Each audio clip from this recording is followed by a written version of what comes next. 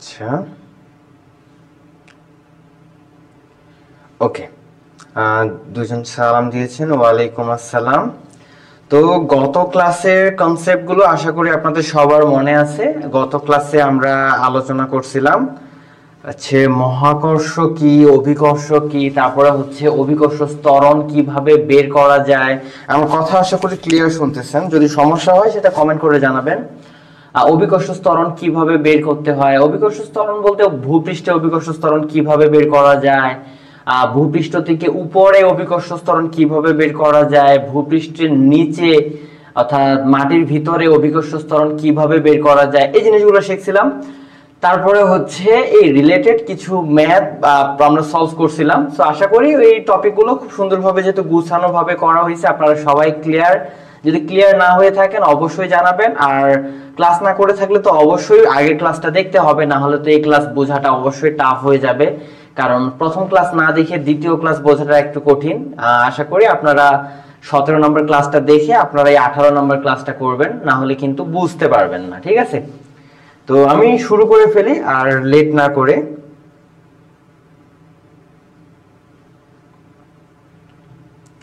ওকে,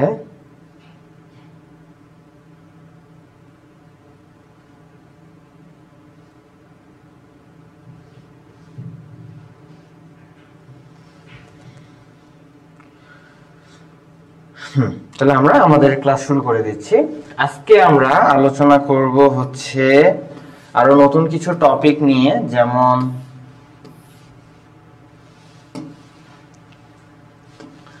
আজকে আলোচনা করব মূলত যদি এমন হয় যে কখনো আপনার স্যাটেলাইট বা চাঁদ বা পৃথিবী যেটাই হোক না কেন, এই গ্রহ উপগ্রহগুলো প্রতিনিয়ত কিন্তু বৃত্তাকার ভাবে ঘুরতেছে, এটা তো আমরা জানি তাই না, তার কক্ষপথে ঘুরতেছে। যেমন পৃথিবীকে কেন্দ্র করে স্যাটেলাইট প্রতিনিয়ত পৃথিবীকে কেন্দ্র করে ঘুরতেছে, চাঁদ আবার পৃথিবীকে কেন্দ্র করে প্রতিনিয়ত ঘুরতেছে। তো আমরা যদি এখন এই জিনিসগুলোর বেগ নির্ণয় করতে চাই, মানে আমি যদি একটা স্যাটেলাইট যখন পৃথিবীকে কেন্দ্র করে ঘুরতেছে সেই স্যাটেলাইটের বেগ কেমন হবে সেটা আমি বের করতে চাচ্ছি। তো এমন যদি কোনো ঘটনা এইভাবে যদি আমি বের করতে চাই তাহলে কিভাবে বের করা যাবে, এই জিনিসটা আসলে কিভাবে চিন্তা করা যায়, এই জিনিসটা আমি এখন বুঝাবো যে আমি কিভাবে স্যাটেলাইট বা চাঁদের বেগ নির্ণয় করব যখন তারা পৃথিবীকে কেন্দ্র করে ঘুরতেছে, তখন তাদের বেগ কিভাবে বের করব। আসেন শিখে ফেলি আমরা। শুরুতে আমি ধরে নিব যে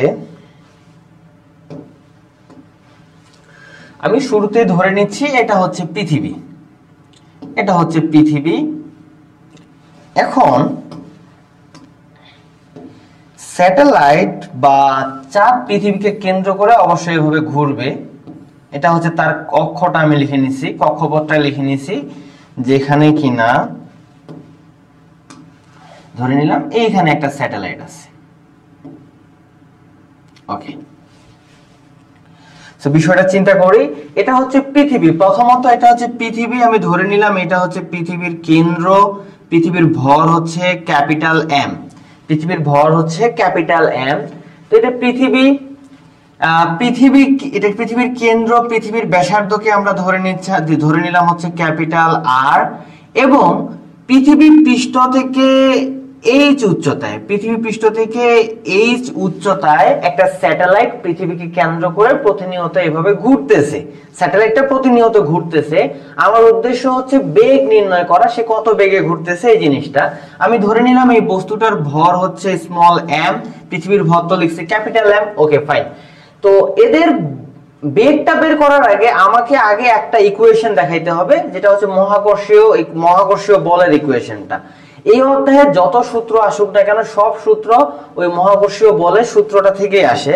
তো এদের মধ্যে আকর্ষণ বলটা যদি আমি বের করি, কার মধ্যে, পৃথিবী আর এই স্যাটেলাইটের মধ্যে যদি আকর্ষণ বল চিন্তা করি, তাহলে আমরা লিখতে পারি আকর্ষণ বল F ইজ ইকুয়াল টু, উপরে হচ্ছে মহাকর্ষীয় ধ্রুবক g, পৃথিবীর ভর, ছোট বস্তুর ভর, তাদের মধ্যবর্তী দূরত্বের উপর বর্গ, মধ্যবর্তী দূরত্ব হচ্ছে r plus h whole square. এটা আমরা জানি, কিন্তু এই ইকুয়েশনটার কোথাও কিন্তু বেগ নাই যে আমি এই স্যাটেলাইটটার বেগ নির্ণয় করব, কথায় তো বেগ নাই, তো আমাকে কোনো না কোনো ভাবে এই ইকুয়েশনের মধ্যে বেগটা নিয়ে আসতে হবে, তাহলে আমরা বেগ নির্ণয় করতে পারবো অ্যাকচুয়ালি।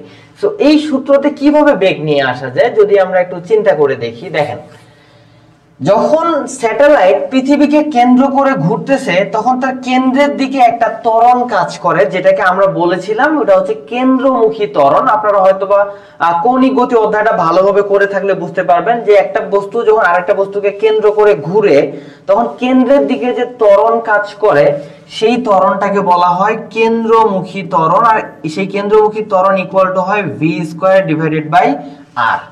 এটা আমরা কৌণিক গতি অধ্যায়ে শিখেছিলাম এরকম ঘটনার জন্য। যেহেতু f কে ভাঙালে আমাদের হয় ma ইকুয়াল টু কি লেখা যায় g m divided by r plus h whole square. Okay, আমি উভয় পক্ষ থেকে m কেটে দিচ্ছি। a ইকুয়াল টু আবার লেখা পসিবল হচ্ছে v² divided by r equal to লেখা যায় gm divided by r plus h whole square.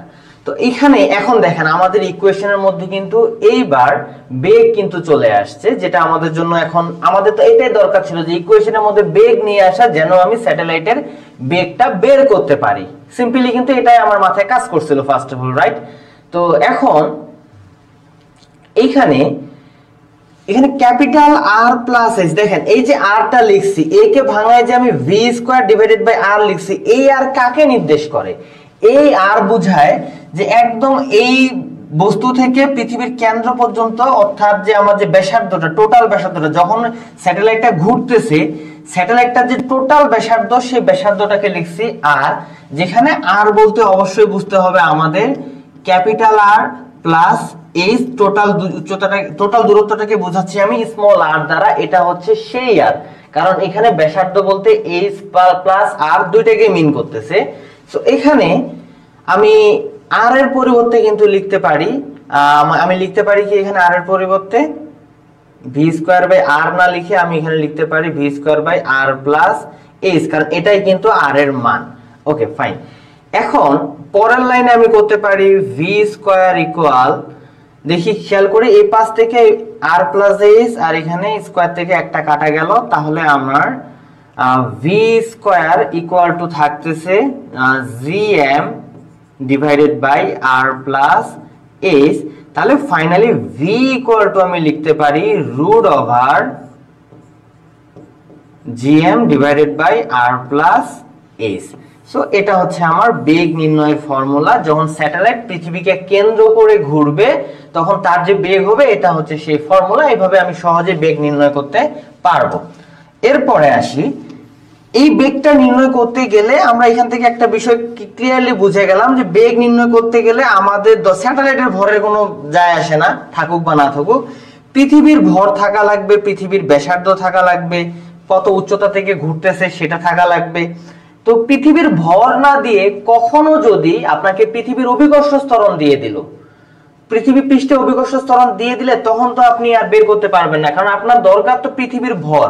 তো এমন সিচুয়েশনে আসলে কি করা যাবে সেটা আমি একটু আইডিয়া দেই। কারণ আমরা জানি একটা জিনিস আমরা মাথায় রাখবো অবশ্যই, যে আমরা জানি g ইজ ইকুয়াল টু লেখা যায়, গত ক্লাসে আমরা দেখছিলাম gm divided by r square. তাহলে gm ইজ ইকুয়াল টু লেখা যাবে gr square, gm is equal to লেখা যাবে gr স্কয়ার। তাহলে এখানে তো gm আছে, তার পরিবর্তে অবশ্যই gr স্কয়ার লেখাটা পসিবল। তাহলে আমার ইকুয়েশনটা এরকম দাঁড়াবে যে v is equal to root over, উপরে হচ্ছে আমাদের gr স্কয়ার আর নিচে হচ্ছে r plus s। Okay, fine. So এই ফর্মুলাটা দিয়েও আমি কি করতে পারবো? বেগ নির্ণয় করতে পারবো যদি পৃথিবী পৃষ্ঠে অভিকর্ষ ত্বরণ দিয়ে দেয়। এখন এমনও হতে পারে প্রশ্নের মধ্যে পেঁচায় পৃথিবী পৃষ্ঠের অভিকর্ষ ত্বরণটা না দিয়ে ওরা বলবে যে একদম স্যাটেলাইটটা যেখানে আছে যত উচ্চতায় সেই উচ্চতার অভিকর্ষ ত্বরণ দিয়ে দিল, তখন আপনি কি করবেন? এটার জন্য আপনার সলিউশন হচ্ছে যে আমরা জানি যে পৃথিবী পৃষ্ঠ থেকে এই উচ্চতায় অভিকর্ষ ত্বরণ g' ইজ ইকুয়াল টু হয় gm divided by r plus h whole square. যদি h উচ্চতায় অভিকর্ষ ত্বরণ বের করতে চাই তো ওই সিচুয়েশনে gm ইজ ইকুয়াল টু কি লেখা যাবে, g prime into r plus h whole square. So তখন আমি যদি gm এর মানটা এখানে বসাই দেই তাহলে আমার ইকুয়েশনটা দাঁড়াবে v equal to root over উপরে gm এর পরিবর্তে আমি বসাবো g prime r plus h whole square, আর নিচে আমার অলরেডি আছে r plus h whole square আর r প্লাস h এখানে কাটাকাটি যায়, ফাইনালি হবে v equal to root over g prime r plus h। So এখানে আমি দুই তিন ধরনের সূত্র তাহলে পেয়ে গেলাম, একটা হচ্ছে এটা, একটা হচ্ছে এটা, আর একটা হচ্ছে শুরুতে আমি লিখছি এইটা। সো কি এগুলো কি আসলে এগুলো হচ্ছে বেগ নির্ণয় করার জন্য আমি তিনটা ফর্মুলা নিয়ে আসলাম। যখন পৃথিবীকে কেন্দ্র করে স্যাটেলাইট বা চাঁদ যখন ঘুরবে তখন তারা কত বেগে ঘুরবে এই জিনিসটা বের করার জন্য তিন ধরনের সূত্র নিয়ে আসলাম। তিনটা সূত্র একই রকম, মানে এই সূত্রটা থেকে এটাও নিয়ে আসা যায় যদি পৃথিবী পৃষ্ঠে অভিকর্ষ ত্বরণ দেওয়া থাকে, যদি পৃথিবী পৃষ্ঠ থেকে এই উচ্চতায় অভিকর্ষ ত্বরণ দেওয়া থাকে তাহলে এটা ব্যবহার করব। তো এইভাবে আমরা চাইলে তিনটার মধ্যে যে কোনো একটা ব্যবহার করতে পারি, ডিপেন্ড করবে আমাকে গিভেন ডাটা কি দিছে। ঠিক আছে, এগুলোর উপর ভিত্তি করে আমি তাহলে বেগ নির্ণয় করতে পারবো ইনশাআল্লাহ। এই ধরনের ম্যাথ গুলো যেভাবে দেখুন না কেন আপনাকে পৃথিবী পৃষ্ঠে পৃথিবীর ভর দিলেও আপনি পারবেন এই সূত্র দিয়ে, অভিকর্ষ ত্বরণ দিলেও পারবেন। সো আশা করি এটা নিয়ে আর কোনো সমস্যা হবে না। এরপরে আমরা নতুন একটা টপিক দেখব, এই টপিকটা সবাই ক্লিয়ার কিনা একটু কমেন্ট করে জানাতে পারেন, যদি কারো সমস্যা হয় সেটা কমেন্ট করে জানান বুঝতে সমস্যা হলে।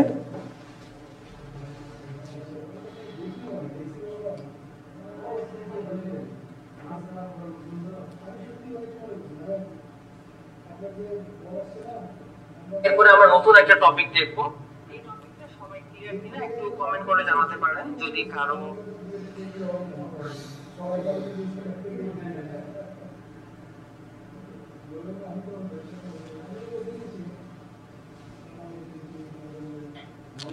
জি ভাইয়া ক্লিয়ার, ওকে ঠিক আছে। তাহলে আমরা স্যাটেলাইট বা চাঁদের বেগ নির্ণয় করার সূত্রগুলো শিখে ফেলছি যখন তারা পৃথিবীকে কেন্দ্র করে ঘুরে। ভাইয়া লাস্ট সূত্রটা কোন ক্ষেত্রে ব্যবহার করব? দেখেন এখানে তিনটা পয়েন্ট আসছে আমাদের। একটা হচ্ছে যদি পৃথিবীর ভর দেওয়া থাকে, আপনাকে তিনটা জায়গা লক্ষ্য করতে হবে। একটা হচ্ছে যদি পৃথিবীর ভর দেওয়া থাকে তাহলে এই ফর্মুলাটা ইউজ করবেন, এইটার দিকে তাকাবেন, পৃথিবীর ভর আছে তাহলে এটা অ্যাপ্লাই করলেই হয়ে যাবে। যদি আপনাকে ভূপৃষ্ঠে বলতে এই জায়গাটার অভিকর্ষ ত্বরণ দিয়ে দেয় তাহলে আপনি এই ফর্মুলাটা ব্যবহার করবেন অবশ্যই। এখন প্রশ্নের মধ্যে আরো প্যাচ দিয়া বলছে পৃথিবীর পৃষ্ঠ থেকে এই উচ্চতায় অভিকর্ষ ত্বরণ দেওয়া আছে, মানে পৃথিবী পৃষ্ঠ থেকে এই উচ্চতা এই জায়গার অভিকর্ষ ত্বরণ দেওয়া আছে, তখন আপনাকে এই ফর্মুলাটা ব্যবহার করতে হবে, কারণ এখানে পৃথিবী পৃষ্ঠ থেকে এই উচ্চতায় অভিকর্ষ ত্বরণ দেওয়া আছে। সো এগুলোর উপর ডিপেন্ড করে আপনাকে সূত্র ব্যবহার করে ম্যাথগুলো সলভ করতে হবে। তো একটু পরে আমরা ম্যাথও সলভ করব, দেখলে আপনাদের এই বিষয়গুলো আশা করি ক্লিয়ার হয়ে যাবে। আমরা আরেকটা টপিক দেখি। এবার স্যাটেলাইট বা চাঁদ এর পৃথিবীকে প্রদক্ষিণ এর সময়, মানে ব্যাপার হচ্ছে স্যাটেলাইট বা চাঁদ বা যে কোনো বস্তুই যখন কোনো বস্তুকে কেন্দ্র করে ঘুরে তো ঘুরতে তো একটা সময় লাগবে, সেই সময়টা আসলে কত এটা আমাদেরকে এখন বের করতে হবে। সো এটা বের করে ফেলি তাহলে কত সময় লাগবে। সো সেম কাজটাই আমি আবার করব। ফার্স্ট অফ অল আমি ধরে নিব এটা হচ্ছে আমার পৃথিবী, সেম কাজটাই করতেছি পৃথিবী। তারপরে আমি ধরে নিচ্ছি যে এটা হচ্ছে চাঁদের বা স্যাটেলাইটের অক্ষ, চাঁদের অক্ষয় ধরে নিলাম এটা আমরা। তারপরে আমরা ধরে নিলাম যে এটা হচ্ছে সেই চাঁদ বা স্যাটেলাইট যেটা আমরা চিন্তা করি না কেন এটাই হচ্ছে সেটা। ওকে, সো এখানে আমরা মানগুলো এভাবে ডিনোট করছিলাম যে এটা হচ্ছে পৃথিবীর কেন্দ্র, পৃথিবীর ব্যাসার্ধ হচ্ছে ক্যাপিটাল আর, এখান থেকে ওই বস্তুর উচ্চতা বা স্যাটেলাইট বা চাঁদের উচ্চতা হচ্ছে ধরে নিলাম h, পৃথিবীর ভর হচ্ছে ক্যাপিটাল M, এই বস্তুটার ভর হচ্ছে স্মল m। এই জিনিসগুলো আমরা নিয়েছিলাম এবং আমরা আরেকটা কথা বলছিলাম যে এখানে স্মল r বলতে আমরা বুঝবো ক্যাপিটাল R প্লাস ইজ, অর্থাৎ টোটাল ব্যাসার্ধটাকে যদি চিন্তা করি। এখন আসি আমরা আবার একটা কাজ করব, আবার এদের মধ্যে আকর্ষণ বলের সূত্রটা নিয়ে আসব।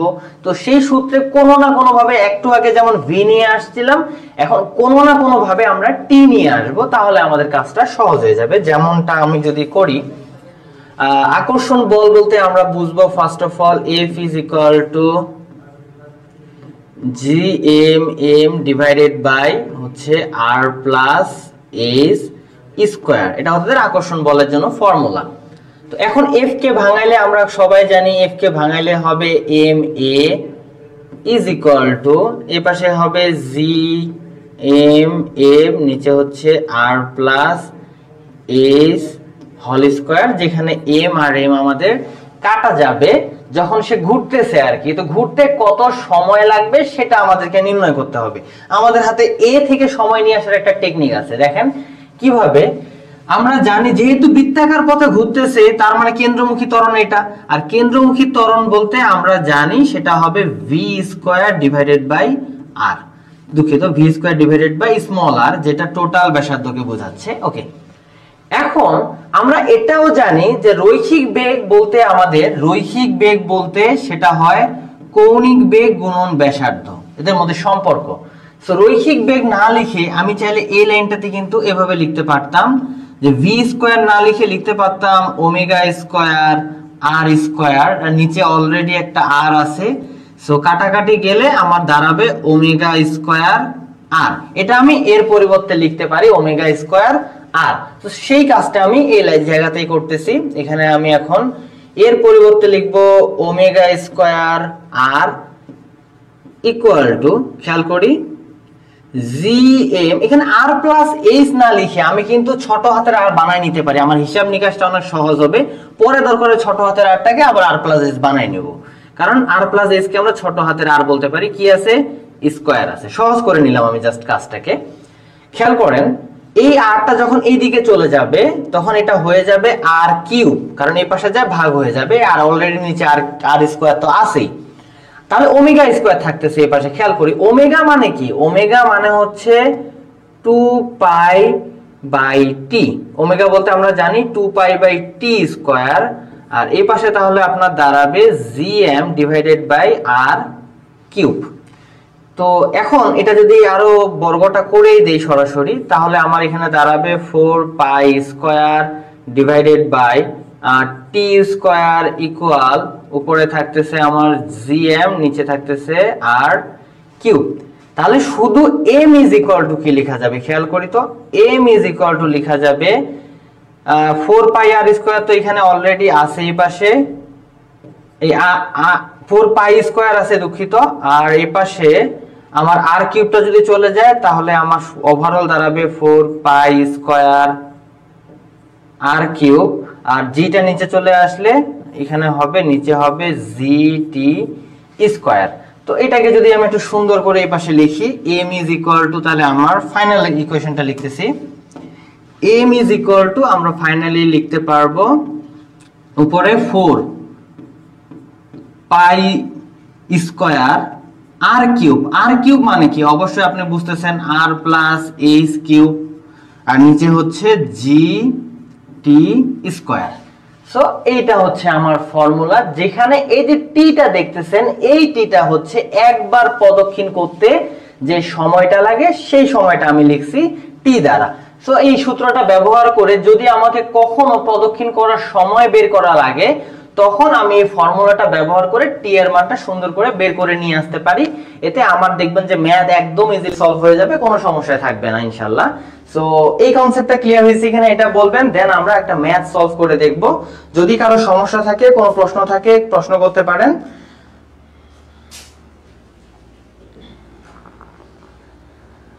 যদি কারো কোনো প্রশ্ন থাকে প্রশ্ন করতে পারেন, আমি এখন ম্যাথ সলভ করে দেব এই টপিক রিলেটেড।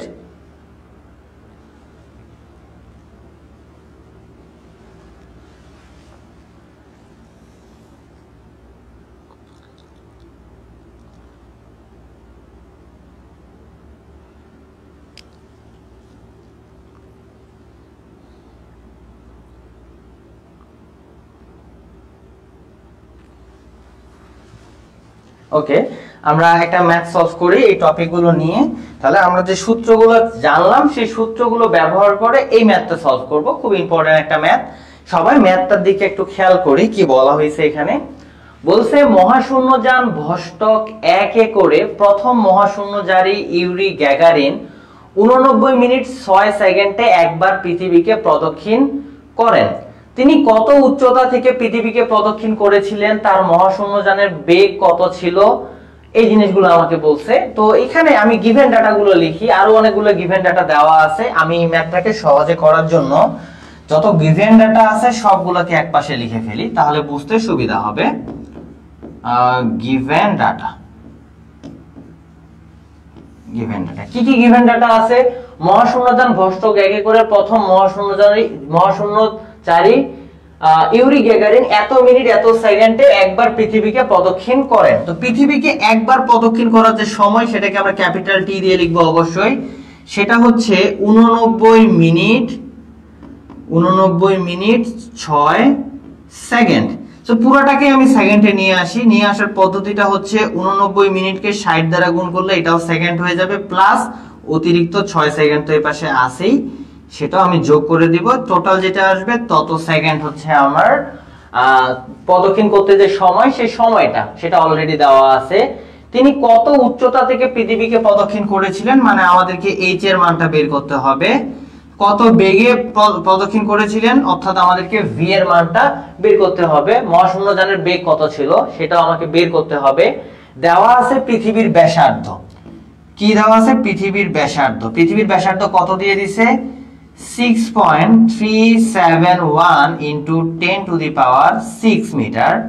তারপরে পৃথিবীর ভর দেওয়া আছে, পৃথিবীর ভর দেওয়া আছে হচ্ছে m ইজ ইকুয়াল টু কত? 5.975 into 10 to the power 24 into 10 to the power 24 KG. Okay fine. তারপরে হচ্ছে আমাদেরকে আরো দেওয়া আছে মহাকর্ষীয় ধ্রুবক জি এর মান, সেটা হচ্ছে 6.67 into 10 to the power -11। Okay, so এটা তো এতগুলো গিভেন ডাটা দেওয়া আছে, আমাদেরকে এইচ এর মান আর ভি এর মানটা বের করতে হবে। চলেন আমরা কিভাবে এটা করতে পারি দেখে ফেলি। তো আমরা একটা জিনিস খুব ভালো করে জানি যে সময় যেহেতু উল্লেখ করে দেওয়াই আছে, সময় রিলেটেড আমরা একটা মাত্র সূত্র শিখে ফেলছি অলরেডি। সেই সূত্রটা হচ্ছে উইনো সেটা হচ্ছে যে m is equal to 4 pi square r plus h cube, আর নিচে হচ্ছে আমাদের জি টি স্কয়ার। সো এইখানে যদি আমরা একটু অ্যানালাইসিস করি, m এর মান আমার বের করতে হবে। দুঃখিত, আমাকে কি বের করতে হবে? এখানে আমাদের যেমন h এর মান আর v এর মান বের করা দরকার। এখানে অন্ততপক্ষে h জিনিসটা আছে, অর্থাৎ এই h এর মান আমরা বের করব। তো h এর মান বের করার জন্য আমাদের তাহলে m এর মান থাকা লাগবে। এখন এখানে খেয়াল করি, এখানে কি m এর মান আছে? হ্যাঁ, এখানে m এর মান দেওয়া আছে, তার মানে m এর মানটা আমি এখানে বসাইতে পারবো। 4 পাই স্কয়ার কনস্ট্যান্ট জিনিস, এটা নিয়ে চিন্তা করার কিছু নাই। r এর মান আছে কিনা খেয়াল করি, r এর মান, হ্যাঁ r এর মানও দেওয়া আছে, তাহলে r এর মান এখানে আমি বসাইতে পারবো। g এর মান অবশ্যই দেওয়া আছে, t এর মানও দেখেন আপনি দেওয়া আছে। তো সবকিছুর মান দেওয়া আছে, h বাদে সবকিছুর মানই দেওয়া আছে। তো তাহলে এখানে যদি আপনি মান বসান আর ক্যালকুলেশন করেন, তাহলে কি আপনি h এর যে মান, h এর মান কি পেয়ে যাবেন না? অবশ্যই, এখানে আর কোনো কথাই হবে না, সরাসরি হিসাব করলে আমি h এর মানটা পেয়ে যাব, কারণ আমাকে সবকিছুই দেওয়া আছে h বাদে এই সমীকরণের। তাহলে h এর মান ক্যালকুলেশন করা কোনো ব্যাপারই না। একইভাবে বেগ বের করতে বলছে, বেগ বের করার জন্য কিন্তু আমরা ফর্মুলা একটু আগে শিখছিলাম। কি ফর্মুলাটা ছিল আমাদের?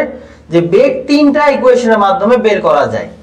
সো এখানে যে প্রশ্নটা দেওয়া ছিল সেখানে পৃথিবীর ভর ছিল, তাহলে আমরা বেগের জন্য অ্যাপ্লাই করতে পারি এই ফর্মুলাটা, যে v is equal to root over কি gm divided by r plus h।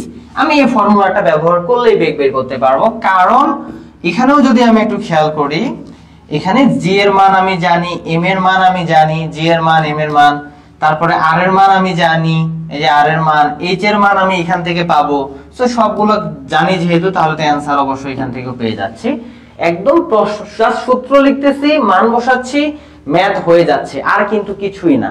ঠিক আছে, এই ম্যাথগুলো দেখছেন খুবই ইজি, জাস্ট কনসেপ্টটা মাথায় রাখতে হবে, আর নরমালি চিন্তা করলে এই ম্যাথগুলো কিন্তু সহজেই সলভ করা পসিবল। আশা করি আমার এই টেকনিকগুলো আপনি বুঝতে পারছেন। যদি কারো কোনো সমস্যা থাকে সেটা অবশ্যই কমেন্ট করে জানাবেন। কারো কোনো রকম সমস্যা থাকলে সেটা কমেন্ট করে জানান।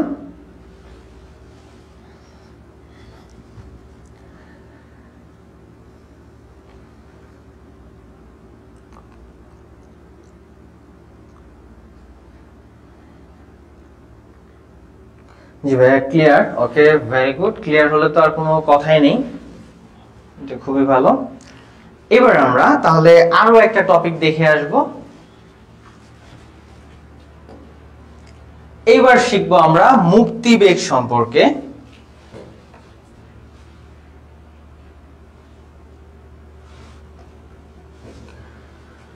আমরা এবার মুক্তিবেগ কি সেটা সম্পর্কে জানবো।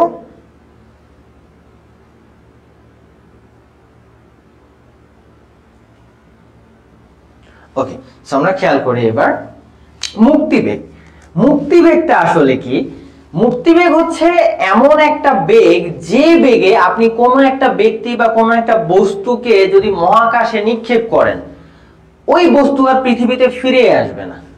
মানে কোনো একটা বস্তু নিয়ে আপনি ধরেন উপরে নিক্ষেপ করবেন, তাহলে কি হয়? উপর থেকে আবার নিচে পড়ে যায়, এটাই তো হয়। কারণ আপনি অত বেগে নিক্ষেপ করতে পারতেছেন না, কিন্তু এমন বেগে নিক্ষেপ করলেন যে সেটা এত বেগে নিক্ষেপ করছেন যে ওর উপর আর মহাকর্ষীয় বল কাজই করতেছে না, ওই সীমার বাইরে চলে গেছে, একদম মহাশূন্যে চলে গেছে। তো যে বেগে নিক্ষেপ করলে, সর্বনিম্ন যে বেগে নিক্ষেপ করলে বস্তুটা আর পৃথিবীতে ফিরে আসবে না, ওই বেগটাকে বলা হয় মুক্তিবেগ। তো মুক্তিবেগে যদি আমি কোনো বস্তুকে একদম উপরে নিক্ষেপ করে দেই, তাহলে যে কাজ হয় সেটা আমরা আগে বুঝি। যে মুক্তিবেগে নিক্ষেপ করতে কাজ,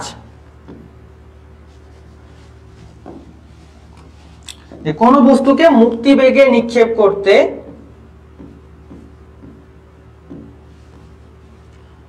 মুক্তিবেগে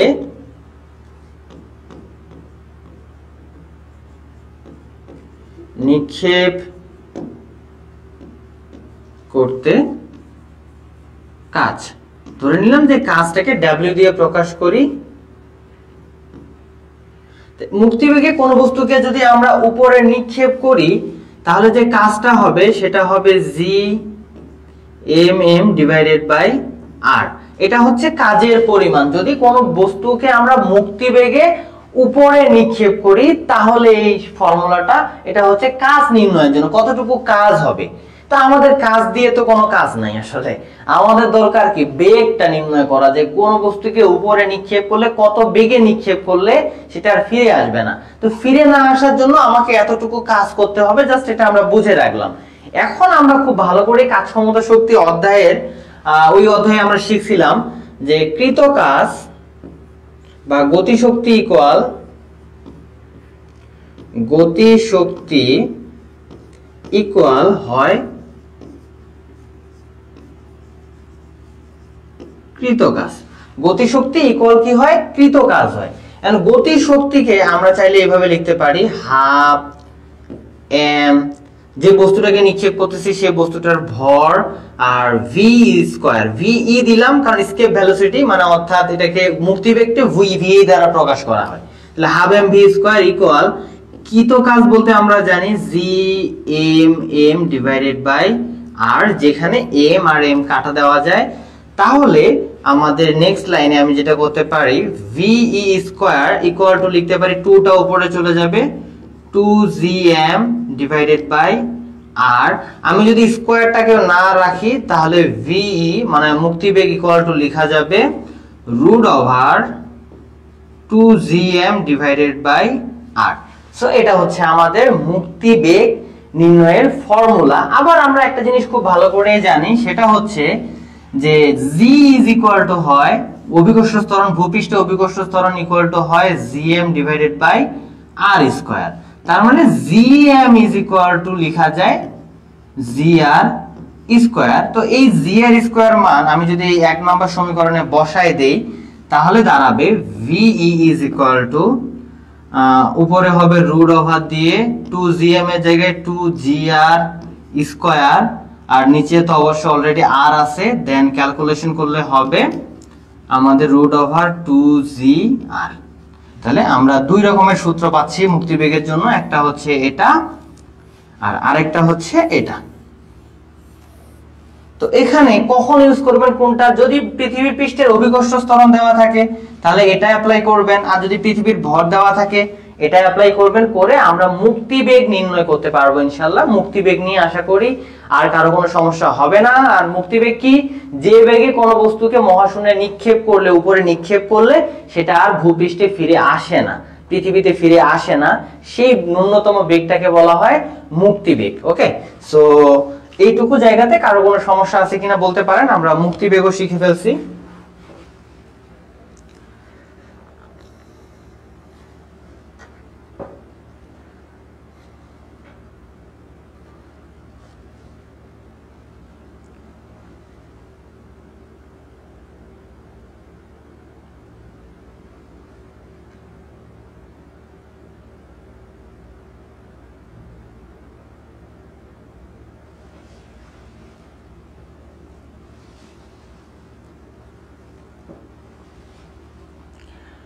ওকে, আমরা তাহলে আমাদের নেক্সট টপিকটা দেখা শুরু করে দেই।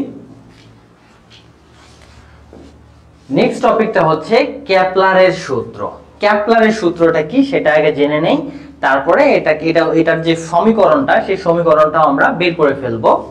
তো কেপলারের সূত্র বলে যে সূর্যের চারদিকে প্রতিটা গ্রহের আবর্তন কালের বর্গ এর কক্ষপথের অর্ধপরাক্ষের ঘনফলের সমানুপাতিক।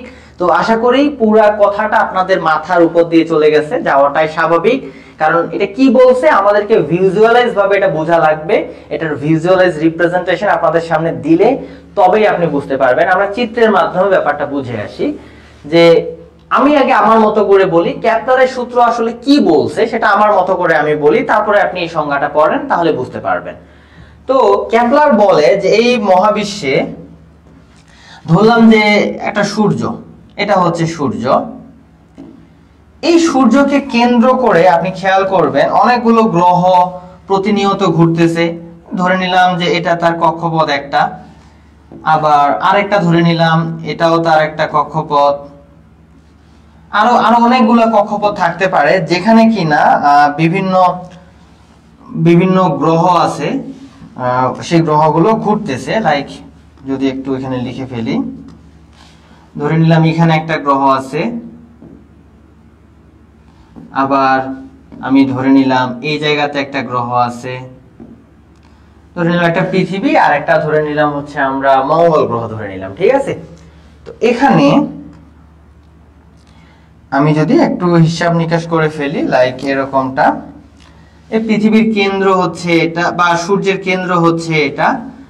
তো সূর্য থেকে ধরলাম এই গ্রহটার দূরত্ব হচ্ছে r1 দিলাম আমি, ঠিক আছে। সূর্য থেকে এই গ্রহটার দূরত্ব হচ্ছে r1, ওকে। আবার সূর্য থেকে এই গ্রহটার যে দূরত্ব সেটাকে আমরা চিন্তা করে নিলাম হচ্ছে r2। সূর্য থেকে এই গ্রহটা দূরত্ব ধরলাম r1, এই গ্রহটা ধরে নিলাম r2। আমরা সহজে একটা কাজ করে নিই, এটাকে আমরা পৃথিবী ধরে ফেলি। আমি মনে করব যে আমি অন্য কালার দিয়ে লিখে রাখতেছি, বুঝতে সুবিধা হবে, যে এইটা হচ্ছে আর্থ বা পৃথিবী, ঠিক আছে।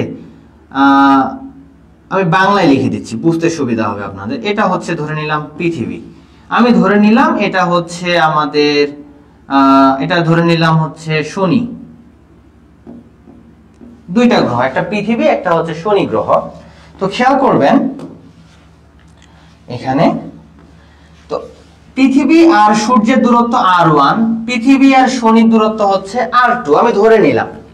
তো এখন পৃথিবীও সূর্যকে কেন্দ্র করে ঘুরতেছে, পৃথিবীও সূর্যকে কেন্দ্র করে ঘুরতেছে, শনিও কিন্তু সূর্যকে কেন্দ্র করে প্রতিনিয়ত ঘুরতেছে, স্বাভাবিক।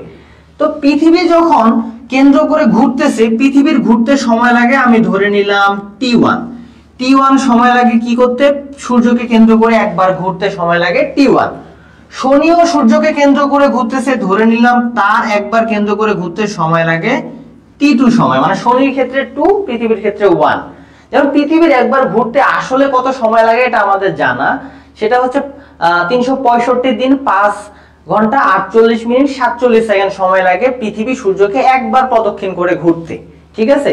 তো এটা আমরা জানি, এটা 1 বছরে পূর্ণ হয়, 1 বছর হয় এটা একবার পরিবর্তন পূর্ণ করে, একবার যদি সূর্যকে কেন্দ্র করে একবার ঘুরে সেটাকে আমরা কি বলবো, 1 বছর বলবো।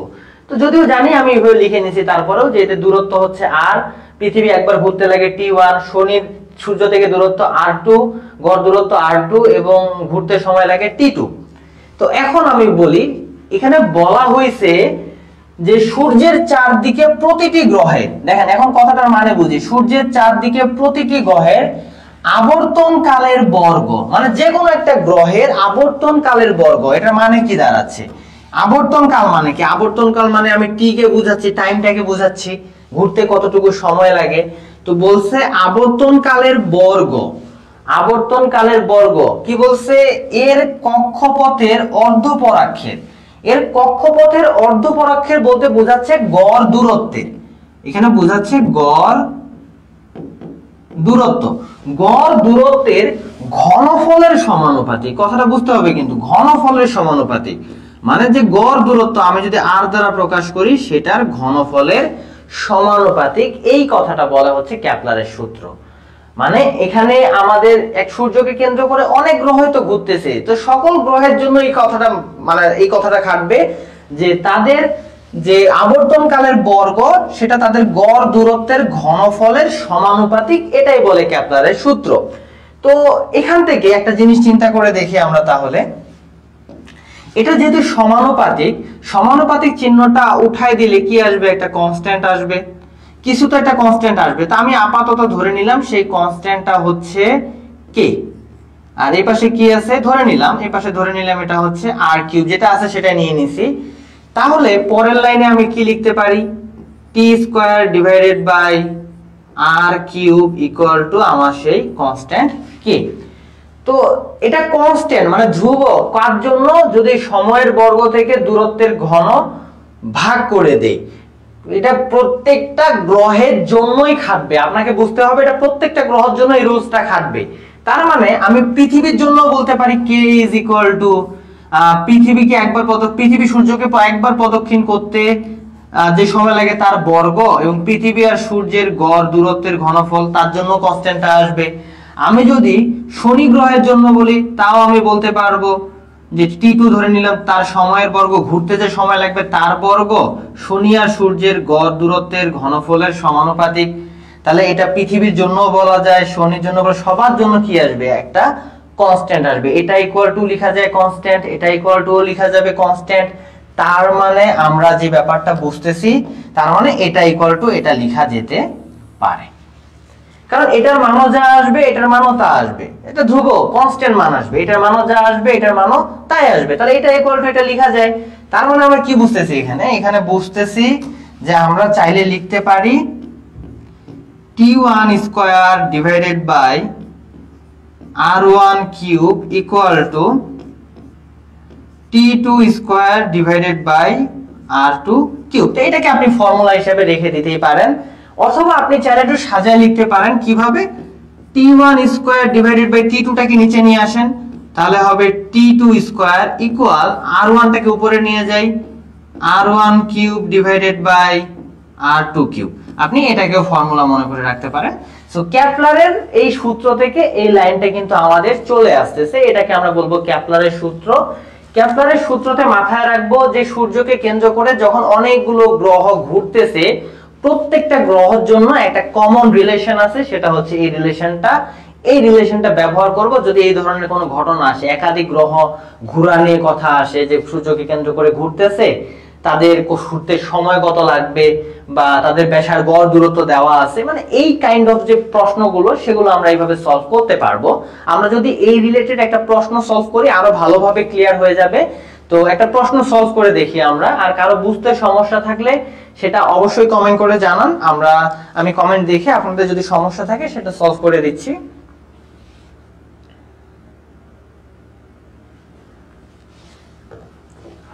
ওকে, আমরা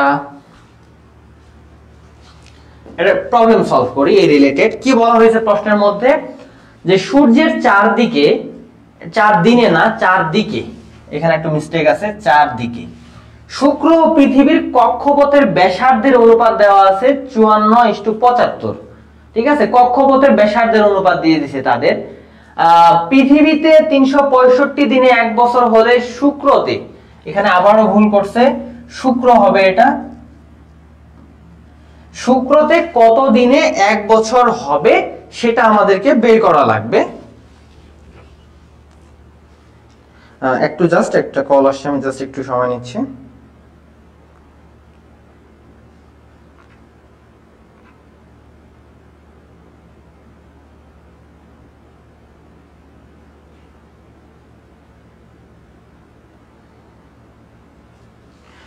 ওকে, শুরু করে ফেলি।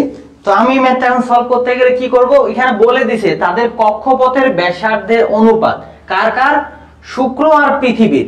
তো আমি একটা কাজ করি, শুক্রের ব্যাসার্ধ এখানে প্রশ্ন মতে গিভেন ডাটা যা দিছে আমি একটু লিখে ফেলি, গিভেন ডাটা গুলো লিখে ফেলি। গিভেন ডাটা হচ্ছে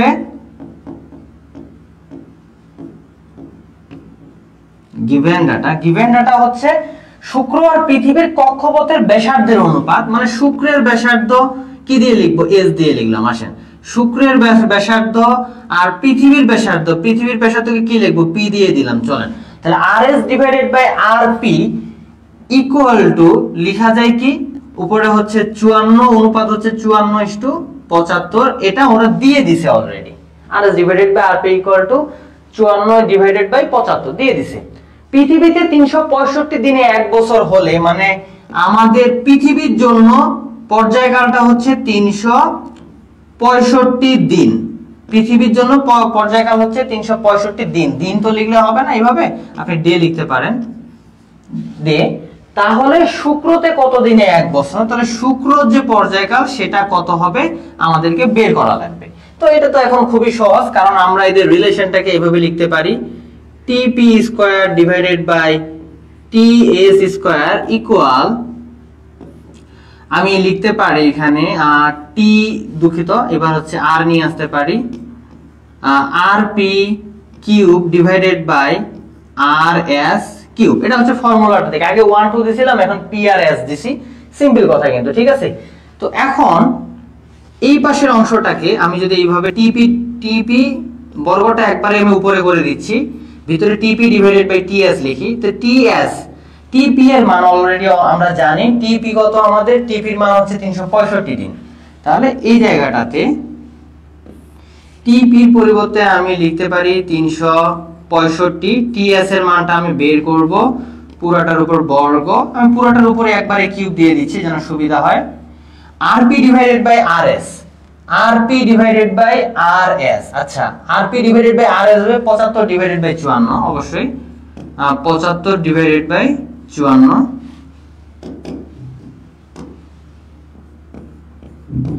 যেহেতু উল্টা পাশে লিখছি, P টা উপরে দিছি, S টা নিচে দিছি, এখানে উল্টা পাশে লিখলাম, 75 টা উপরে দিছি, 54 টা নিচে দিছি। তো পুরো সমীকরণটা ক্যালকুলেশন যদি আমরা করি, তাহলে আমরা TS এর যে মানটা আছে, অর্থাৎ শনিতে যে পর্যায়কাল একবার ঘুরতে কত সময় লাগবে, শনিতে কত দিনে 1 বছর হবে, মানে একবার ঘুরতে যে সময়টা লাগবে সেটাই তো অবশ্যই আমাদের বের করতে হবে, ওইটাই তো 1 বছর নির্দেশ করে। তাহলে TS এর যে মান সেটা আমরা পেয়ে যাব, এটাই হবে আমাদের অ্যানসার। সো ক্যালকুলেশন করে আপনারা TS এর মানটা দেখতে পারেন। আশা করি ম্যাথটা বুঝতে পারছেন যে এই ধরনের ম্যাথগুলো কিভাবে আপনি সলভ করবেন, সেই সূত্রটা কখন ব্যবহার করবেন, এই জায়গাগুলো আপনাদের ক্লিয়ার হয়ে গেছে ইনশাআল্লাহ, আশা করি।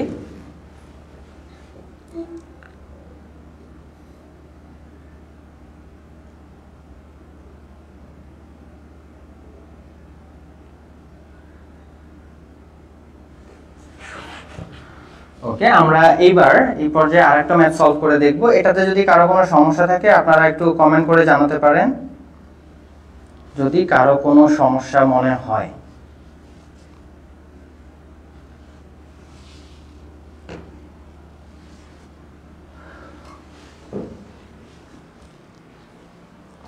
ওকে, এই পর্যায়ে আমরা একটা ম্যাথ সলভ করে আসি।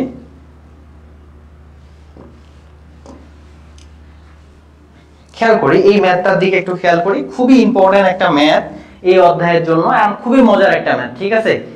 প্রশ্নটা পড়ি কি বলছে, একটি মহাশূন্যযান পৃথিবী থেকে চাঁদের দিকে যাচ্ছে। একটা মহাশূন্যযান পৃথিবী থেকে চাঁদে যাচ্ছে, তার মানে আমরা এটা ইকুয়েশনটাকে এক্সপ্রেস করতে পারি এইভাবে যে ধরে নিলাম আমরা এটা হচ্ছে পৃথিবী, আমরা ধরে নিছি এটা হচ্ছে পৃথিবী আর এটা হচ্ছে ধরে নিলাম চাঁদ, চাঁদটা এখানে আছে। তো একটা মহাশূন্যযান পৃথিবী থেকে চাঁদের দিকে যাচ্ছে, পৃথিবী, এটা পৃথিবীর কেন্দ্র ধরে নিলাম, পৃথিবীর কেন্দ্র থেকে এটা হচ্ছে ধরে নিলাম চাঁদের কেন্দ্র। ওকে, তো একটা মহাশূন্যযান পৃথিবী থেকে এইভাবে চাঁদের দিকে যাচ্ছে আর কি। তো পৃথিবী তো কেন্দ্র থেকে যাবে না, এই জায়গা থেকে যাবে, মহাশূন্যযানটা যাচ্ছে আমি ধরে নিলাম। পৃথিবী থেকে এমন একটি অবস্থান বের করো যেখানে এর উপর মহাকর্ষীয় বল শূন্য, মানে এমন একটা অবস্থান বের করতে হবে যেখানে মহাকর্ষীয় বল হচ্ছে শূন্য। এখন প্রশ্ন মাথায় আসবে যে কোথায় মহাকর্ষীয় বল শূন্য হবে? মহাকর্ষীয় বল শূন্য মানে কি? মানে পৃথিবীও তাকে টানতেছি না, চাঁদেও তাকে টানতেছি না, এমন একটা জায়গা কিভাবে বের করা যাবে? এটা বোঝার উপায়টা হচ্ছে যে যখন বস্তুটা এই জায়গাতে থাকবে পৃথিবী টানতেছে, এই জায়গাতে থাকবে পৃথিবী টানতেছে, এদিকে চলে গেলে চাঁদ টানা শুরু করবে, কিন্তু কোথাও না কোথাও কেউ তো কেউ টানতেছে তাকে। এমন একটা অবস্থান বের করতে হবে যেখানে কেউই টানতেছে না, মহাকর্ষ বল কি শূন্য, কেউ তাকে আকর্ষণ করতেছে না। কিভাবে বের করা যায়? আমরা এমন একটা অবস্থান বের করব, আমাদের উদ্দেশ্য হচ্ছে এমন একটা অবস্থান বের করব, ধরলাম যে এইটা হচ্ছে সেই অবস্থান যেখানে মহাকর্ষীয় বল শূন্য। মহাকর্ষীয় বল ওই জায়গাতেই শূন্য হবে যখন পৃথিবী তাকে যে বলে টানতেছে, চাঁদও যদি তাকে একই বলে টানে, মানে পৃথিবী তাকে 10 নিউটন বলে টানতেছে, চাঁদও তাকে 10 নিউটন বলে টানতেছে, তখন কি হবে? দুইজনের নিট বল হয়ে যাবে শূন্য, ওই জায়গাতে মহাকর্ষীয় বল হবে শূন্য। সো আমরা এমন একটা জায়গা বের করব, ধরে নিলাম যে কেন্দ্র থেকে এই জায়গাটা দূরত্ব হচ্ছে r। তো এই r এর পরিমাণটা আমরা আসলে বের করব, এই r এর পরিমাণটা কত এটাই আমরা বের করব, এই জায়গাটা বের করব, সেখানে মহাকর্ষীয় বল শূন্য। কিভাবে বুঝবো? পৃথিবী আর এই বস্তুর আকর্ষণ বল যা হবে, চাঁদের সাথেও এই বস্তুর আকর্ষণ বল তাই হবে, এইভাবে আমরা বুঝবো। পৃথিবীর ভর ধরে নিলাম হচ্ছে আমরা mE, ই দিয়ে আর বোঝাচ্ছি, পৃথিবীর ভর হচ্ছে mE। চাঁদের ভর আমি ধরে নিলাম mm, মুন বোঝাচ্ছি, চাঁদের ভর হচ্ছে mm দিলাম। এই যে ছোট বস্তুটার ভর ধরলাম শুধুমাত্র m দিয়ে, ছোট বস্তুর ভর শুধুমাত্র m দিলাম। তো আমি এখন যে কাজটা করব, এই ছোট বস্তুটা বা মহাকাশ যানটার সাথে পৃথিবীর আকর্ষণ বল বের করব, মহাকাশ যানটার সাথে চাঁদের আকর্ষণ বল বের করব, তারপরে বলবো দুইটা আকর্ষণ বল যেখানে সমান হয়, মানে যেখানে মহাকর্ষীয় বল তার মানে কি দাঁড়াচ্ছে শূন্য হবে, দুইটার আকর্ষণ বল যেই জায়গাতে সমান হবে সেই জায়গাতে r এর মানটা বের করো। ঠিক আছে, তার মানে আমাকে দেখাইতে হবে যে পৃথিবীর সাথে মহাকাশযানের আকর্ষণ বল যেন চাঁদের সাথে মহাকাশযানের আকর্ষণ বলের সমান হয়, এমন কন্ডিশনে, এমন সিচুয়েশনে আমার r এর মানটা বের করা লাগবে, এটাই হচ্ছে আমার উদ্দেশ্য। এখানে আরো কিছু কথা বলা আছে, যে দেওয়া আছে পৃথিবীর ভর 6.0 × 10⁻²৪, মানে পৃথিবীর যে ভরটা সে ভরটা দিয়ে দিছে, অর্থাৎ আমাদেরকে mm এর যে মানটা এখানে লিখে ফেলি, সরি mE, পৃথিবীর ভর কত দিয়ে দিছে আমাদের 6 × 10⁻²৪ কেজি, এটা আমাদেরকে দিয়ে দিছে, এবং চাঁদের ভরও অলরেডি দিয়ে দিছে, মানে m বলতে পারি এটাকে, মুনের ভর 7.4 × 10⁻²২ এটা, ঠিক আছে, এখানে একটু ভুল উঠছে বাট ধরে নেবেন 10⁻²২। আর পৃথিবী ও চাঁদের মধ্যবর্তী দূরত্ব, ওহো এটাও তো আমাদেরকে দিয়ে দিছে, সো এটাও তো আমাদের বুঝতে হবে। মধ্যবর্তী দূরত্ব মানে কি? মানে এই জায়গা থেকে শুরু করে এই যে মধ্যবর্তী টোটাল যে ডিসটেন্সটা এদের, সে পৃথিবী থেকে চাঁদের কেন্দ্রের মধ্যবর্তী দূরত্ব, কেন্দ্র থেকে টোটাল দূরত্বটা দিয়ে দিছে, সেটা হচ্ছে 3.8 × 10⁸ মিটার, টোটাল ডিসটেন্সটা দিয়ে দিছে। ওকে, এগুলো ডাটা দিয়ে দিছে আমাদের কাজটাকে সহজ করার জন্য। আমাদের উদ্দেশ্য তো একটাই, যে এই মহাকাশযানের সাথে পৃথিবীর আকর্ষণ বল যত হবে, চাঁদের সাথেও মহাকাশযানের আকর্ষণ বল ততই হবে, দুজনের আকর্ষণ বল সেম দেখায়, যে r এর মানটা পাবো সেটাই আমার অ্যানসার। আর তাহলে বলে দিতে পারবো পৃথিবীর কেন্দ্র থেকে এত দূরে মহাকর্ষীয় বল শূন্য। ঠিক আছে, তো তাহলে আমার তাহলে উদ্দেশ্য হচ্ছে পৃথিবী আর মহাকাশযানের আকর্ষণ বল সমান হবে চাঁদ আর মহাকাশযানের আকর্ষণ বলের। তাহলে পৃথিবী আর মহাকাশযানের আকর্ষণ বলকে কিভাবে লেখা যায়? আকর্ষণ বল ইকুয়াল টু হয় জি পৃথিবীর ভর, তারপরে হচ্ছে ওই বস্তুটার ভর ডিভাইডেড বাই তাদের মধ্যবর্তী দূরত্ব। মধ্যবর্তী দূরত্বকে কি ধরছি? দুজনের আর ধরছি। তাহলে এখানে আমি লিখতে পারি আর স্কয়ার ইকুয়াল টু চাঁদের সাথে এই বস্তুটার আকর্ষণ বল ইকুয়াল চাঁদের সাথে এই বস্তুটার আকর্ষণ বল। তাহলে কি লিখবো? জি প্রথমে চাঁদের ভর, তারপরে ওই ছোট বস্তুটার ভর, ছোট বস্তু বলতে আমি মহাকাশ যান বোঝাচ্ছি, মহাকাশ যানের ভর, তাদের মধ্যবর্তী দূরত্ব। বলেন তো এদের মধ্যবর্তী দূরত্ব কি হবে? এই দূরত্বটা কত হবে? পুরোটা হচ্ছে 3.8 * 10⁸। এইটুক হচ্ছে আর, তাহলে টোটালটা থেকে যদি এইটুক বাদ দেই, মানে টোটালটা কত? 3.8 * 10⁸। টোটালটা থেকে যদি আমি এইটুকু বাদ দেই তাহলে তো এইটুকু দূরত্ব পেয়ে যাচ্ছি, তাই না? সো এটাই হচ্ছে তাদের মধ্যবর্তী দূরত্ব। আমি এখানে লিখতে পারি 3.8 * 10⁸। এটা থেকে যদি আমি আর বাদ দিই তাদের মধ্যবর্তী দূরত্ব পেয়ে যাব এটার উপর বর্গ। তাহলে পৃথিবীর সাথে মহাকাশযানের আকর্ষণ বল ইকুয়াল চাঁদের সাথে মহাকাশযানের আকর্ষণ বল যখন সমান হবে তখন মহাকর্ষীয় বল হবে 0। আর এমন সিচুয়েশনে আর এর মানটা বের করা আমাদের উদ্দেশ্য। এখানে আমি এখন কিছু কাজ করতে পারি, এম কাটা, জি কাটা। পরের লাইনে আমি যে কাজটা করতে পারি, এম এর মানটা বসাই দিতে পারি। এম এর মান আমরা জানি 6 * 10⁻24। এম এর মান নিচে আর স্কয়ার, আর এর মান আমি বের করব, সো হুবহু রেখে দিলাম। এম এর মান হচ্ছে 7.4 * 10⁻22। আর নিচে তো আমার অলরেডি আছে 3.8 * 10⁸ r হোল স্কয়ার। সো এখানে যদি আমি ক্যালকুলেশন করি, শুধু একটা মানই অজানা আর, ক্যালকুলেশন করলে সেই আর এর মানটা এখন আমার চলে আসবে, যেটা আসবে সেটাই হচ্ছে আমার অ্যানসার। আমি বলতে পারবো যে পৃথিবীর কেন্দ্র থেকে আর দূরত্বে যেটা আসবে তত দূরত্বে মহাকর্ষীয় বল 0। সো ম্যাথটা কিন্তু খুবই ম্যাথটা ছোট ম্যাথ, বাট অনেক কিছু বোঝার আছে। আশা করি আপনারা বুঝতে পারছেন। যদি কারো কোনো সমস্যা থাকে অবশ্যই কমেন্ট করে জানান। কারো যদি কোনো বুঝতে সমস্যা হয় কোনো জায়গাতে অবশ্যই কমেন্ট করে জানান।